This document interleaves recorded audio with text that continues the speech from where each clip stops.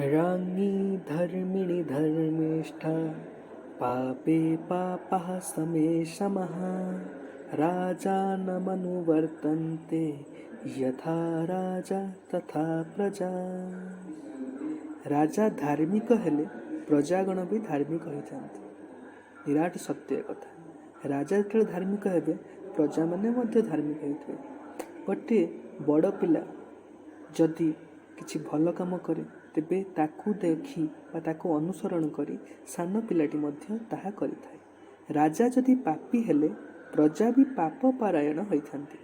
राजा जदि उदासीन हेबे तेबे प्रजागण भी उदासीन होइथांती। जेहेतु प्रजा राजा को अनुसरण करिथांती सेमिति राजा सेमिति प्रजा भी होइथांती। जेमिति राजा एवं प्रजा मध्य सेमिति होइथांती।